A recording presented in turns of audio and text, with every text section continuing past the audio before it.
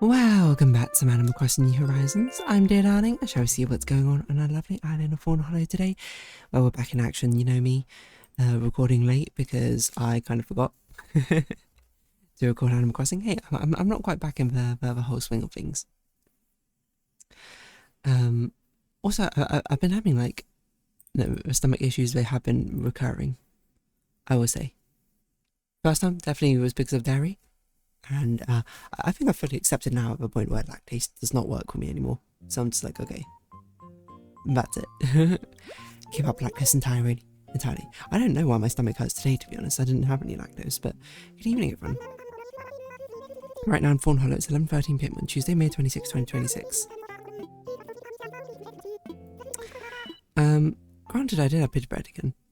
And I remember speaking about it before holiday, being very confused because I was like, I think I'm lactose intolerant, but also there's this one meal I have sometimes where it's like pita bread, paramasalata, which also hurts my stomach, and I don't know why.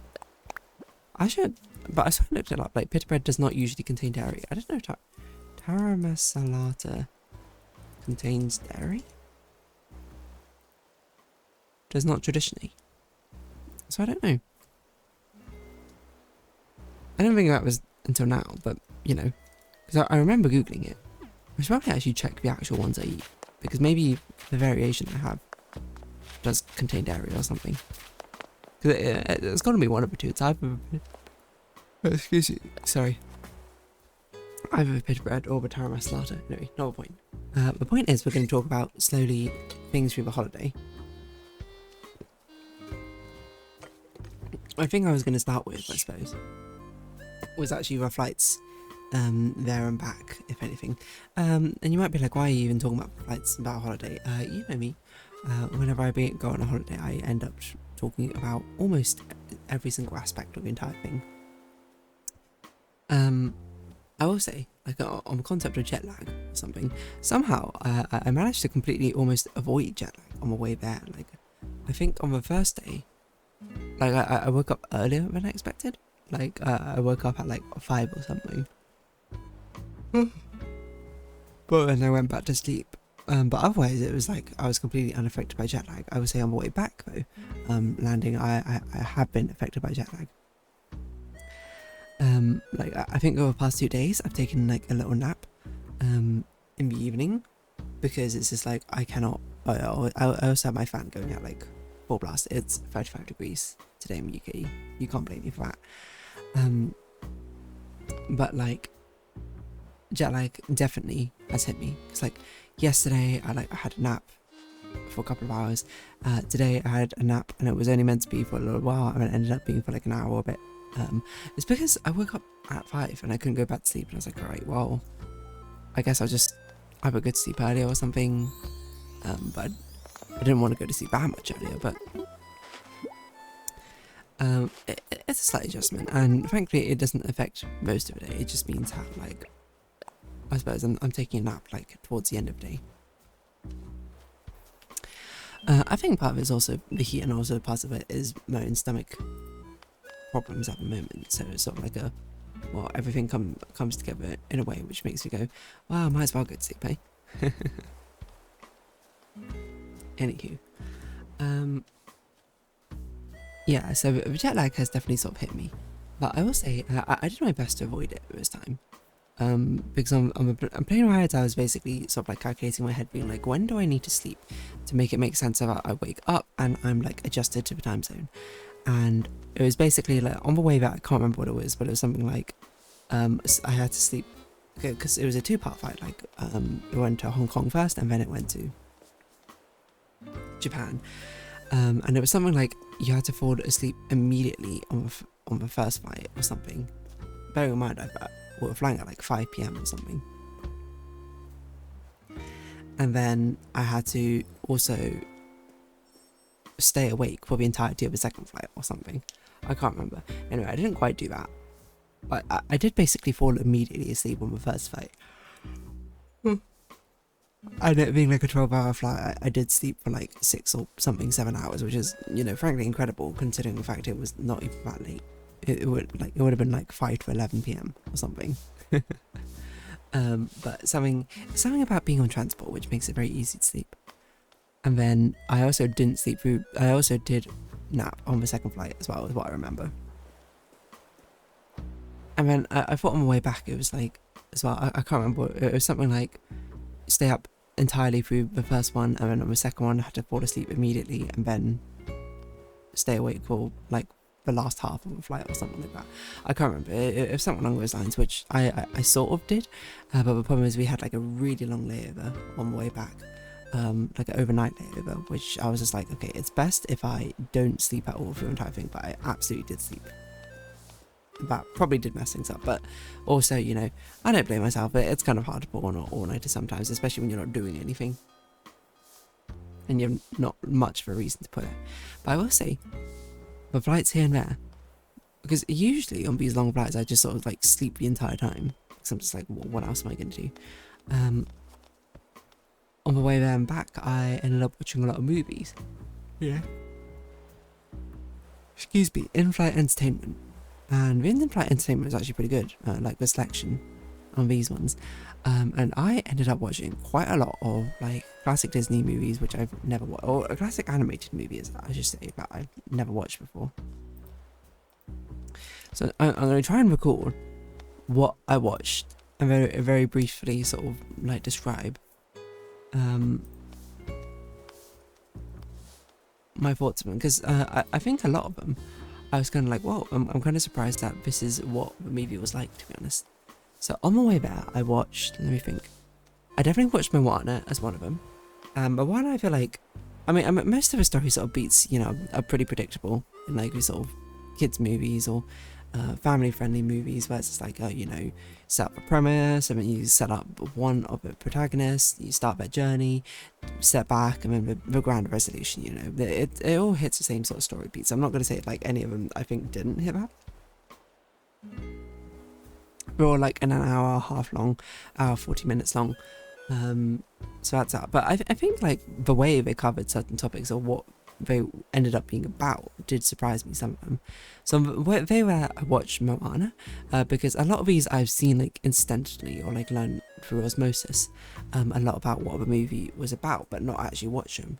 So with Moana, the thing I remember being like, whoa, is like, oh, that pig character is basically completely irrelevant. Like I see so much merch of a pig, what? I think, and they're not even on the journey for the entire thing. It's in fact the chicken, which I thought was kind of weird. You know, I was more like, oh, you know, why make this mascot character and not even bring him on the journey? But so be it, I guess the chicken's meant to be the mascot. The second thing which actually really surprised me about Moana is all the songs were completely different from how I imagined them in my head. Well, maybe not all of them, but most of them were. Because the songs I knew were, of course, How Far I'll Go, which was somewhat similar, but it was definitely kind of different. Like, in my mind, I imagined it as like a Let It Go, sort of like big belty kind of song. Grand, theatrical in a way. And How Far I'll Go is kind of like, if anything, I would say it has a strong sense of like movement. Like, da da da da da da da da da. Like flowing water, I suppose, which is kind of the point. But both You're Welcome and Shiny were completely different genres from what I thought. I thought You're Welcome was like some sort of hip hop song. I have no idea why or what gave me that impression. It's not. It's like I don't know, like a swing song. You're Welcome, Disney. I don't know what genre it comes under, to be honest, but it comes under something a bit more sort of like jazzier, right? It's by Lin-Manuel Miranda, so I guess that makes sense.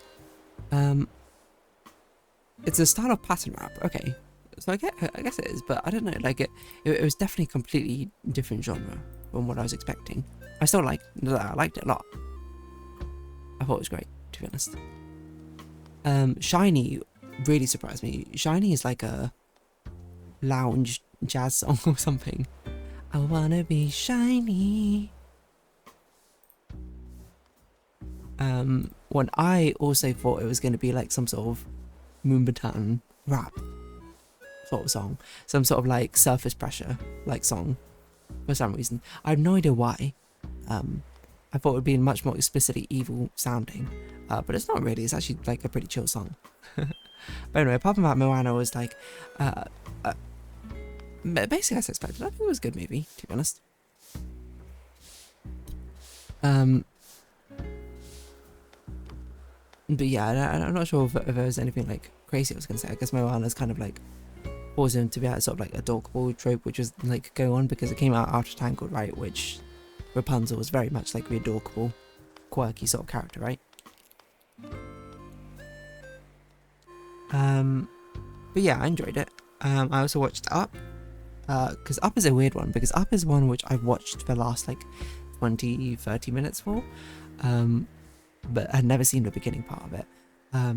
And I knew about the infamous Up like opening scenes and how like sad it was going to be. I actually didn't find the opening scene all that sad. I thought it was actually, you know, kind of like, obviously it was sad, but it was also like very inspiring at the same time, because it showed just like it made me watch it and be like, oh, what an amazing relationship they had. The part that made me very sad, I think, was the part like after she passed them, and Carl like still holding on to that memory, like when he goes up to the mailbox and he puts like his hand on it and there's like Ellie's handprint and stuff.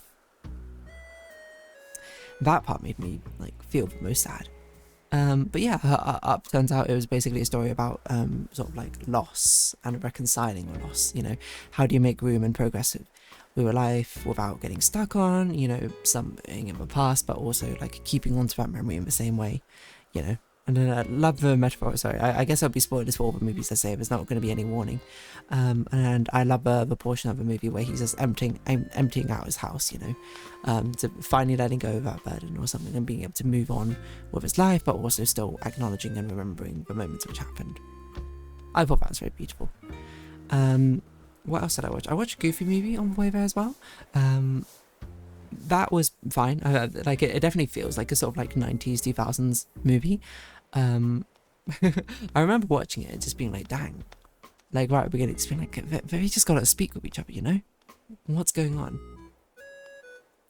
Also, the love interest just sort of like, it just happened. Like she was the sort of like a designated love interest, I guess. Which it definitely seems to be a recurring theme for like that sort of case.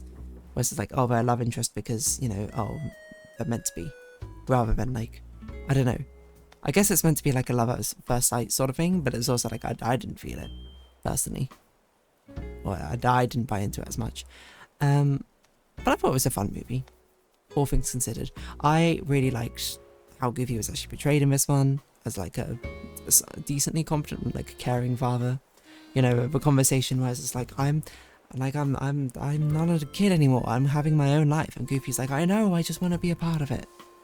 I was just like, oh, that hits. And then like that scene in the car as well, both of them where like Max gets tempted and does fall temptation to actually changing the map, and then Goofy being like, I trust my son, I know he wouldn't, but he accidentally sees the map, and then he's just absolutely hot, he's just absolutely shattered from the entire thing. Both amazing points of that movie. I think the song's really good as well, like Eye to Eye.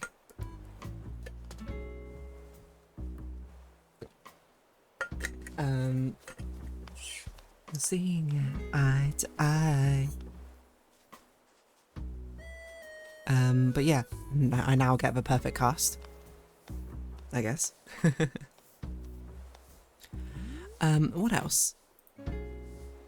What were the other ones I saw? Like I can remember some of the other ones, but these are ones I saw on the way back. I saw another one on the way back, I think, but I can't remember what it was. But I saw Wreck-It Ralph on the way back. That one was actually really good. It actually had a completely different story from what I expected. I thought the thing was basically being like, you know, understanding, you know, appreciation, I suppose, for what you do, you know, playing the role of a villain while not actually being a bad guy or something. But I've actually found Penelope's story much more compelling, whereas, as I interpreted it, it was a story about disability, essentially. A lot of the thing where it's like, oh, you know, being like, oh no, we can't show you off because of your differentness. The thing which makes you, you know, different. Everyone's going to see it as a bad thing, and it's going to look bad upon all of us, is essentially what the King Candy perspective was. But then, you know, I think it's very heartwarming at the end, where it's just like, they love her, you know, disability and all, they love her, but, and her glitchiness and all. And I was like, that's incredibly sweet, to be honest.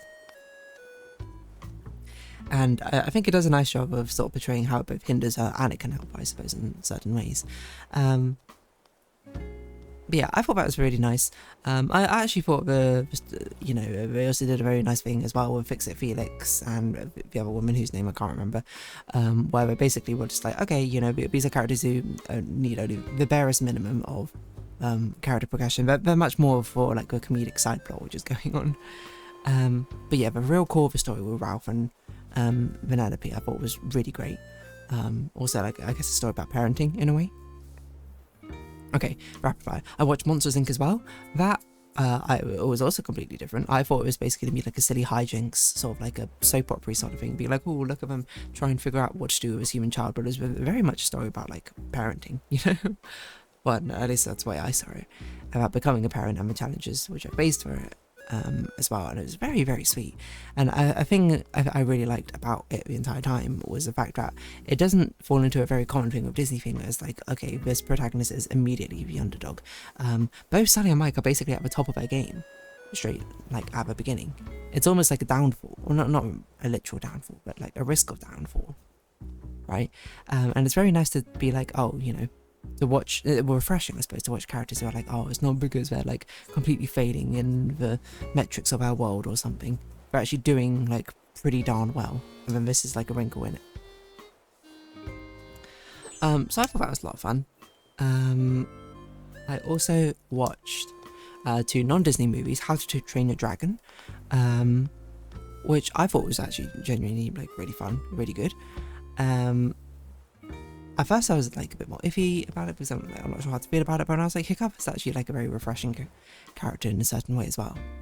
Like I think his perspective of like his personality being like incredibly sort of like sarcastic in a way, snarky and sort of just like I don't know, a little bit awkward. I was like, awkward not in like a quirky way, awkward in a genuinely just an awkward way. I think was really great. My only criticism about the movie is like I really did not feel the chemistry between him and Astrid, and then it just happened where they had like a romantic scene and then suddenly she's kind of like fallen for him, despite the fact that she's also got like a shattering revelation which is completely upends everything she's been told.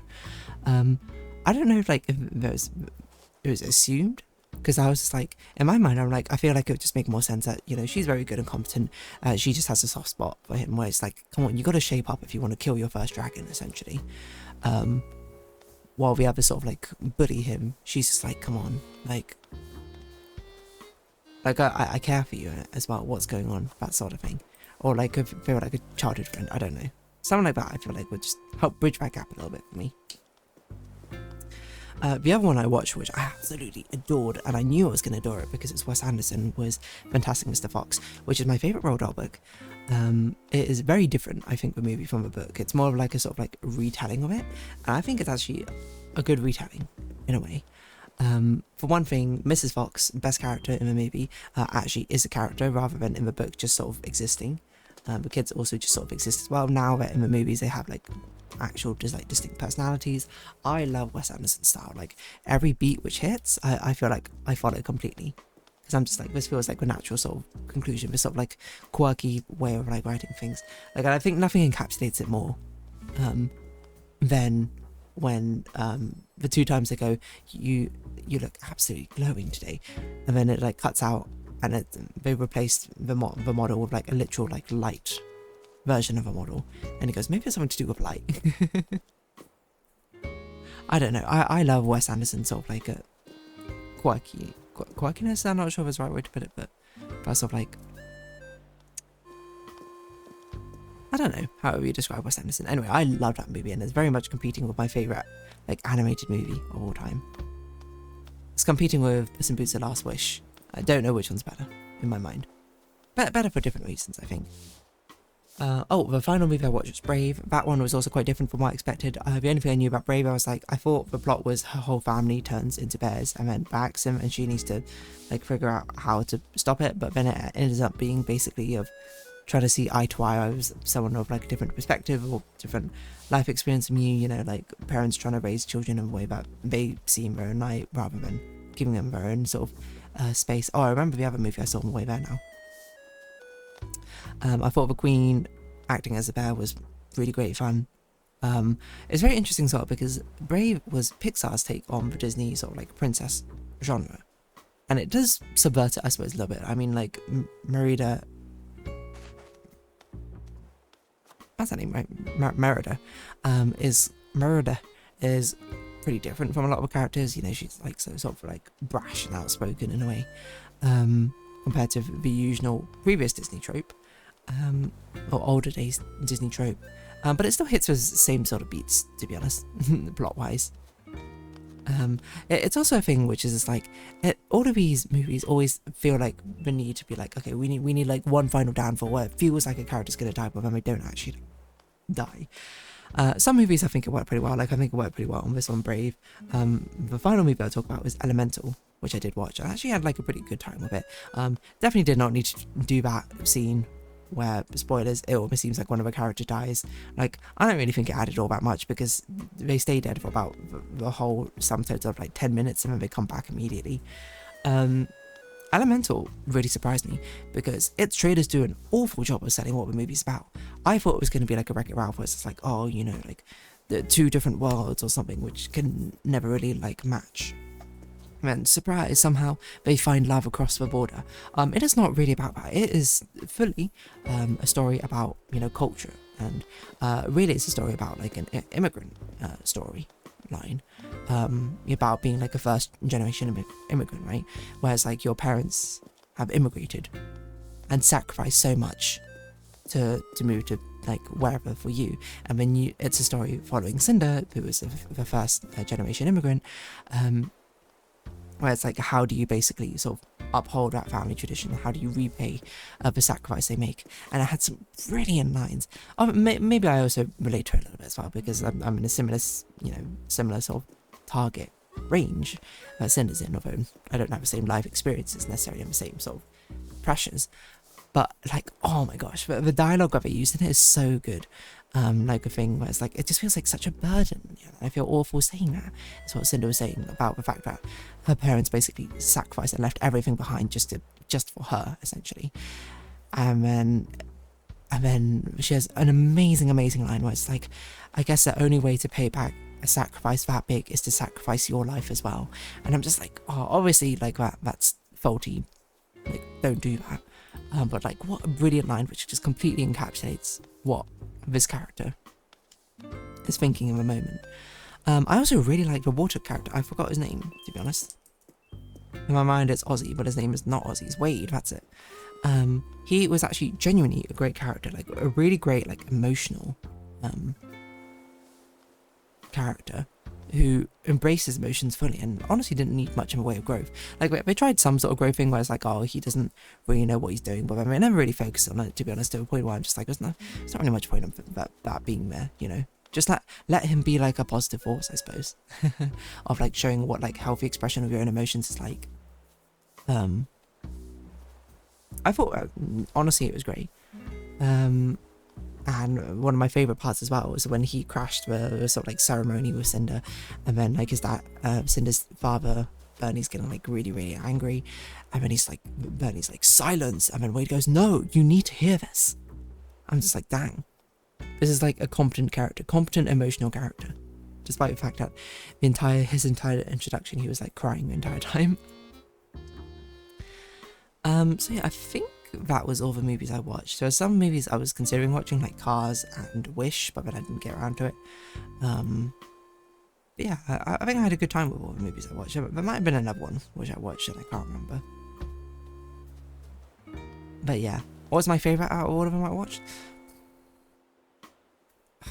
Like, I want to say Elemental. The thing is, Elemental has some like really interesting sort of like lore story building aspects of it, but I actually think the way it tells the story sometimes is kind of weak. It's more like its premise is kind of cool, and it has like some like its good scenes are like really good, and there's a lot of scenes which just feel like meh. That bowing scene towards the end, though, that sort of like shattered me in a way. Not to the point I was like breaking down crying or anything, but I just felt like a stab of emotion in my heart, which is entirely the point. I think it might be Wreck-It Ralph. I think it like really surprised me. I mean, both Elemental and Wreck-It Ralph really surprised me with how much I ended up enjoying the story that they were trying to tell, essentially. And I think Wreck-It Ralph just actually did it pretty well. That's probably what I'd say. Anyway, so there you go. In-flight entertainment. We're not actually talking about Japan yet. We're just talking about the stuff I did on the way there. And it's been 25 minutes, so we'll round this episode up here.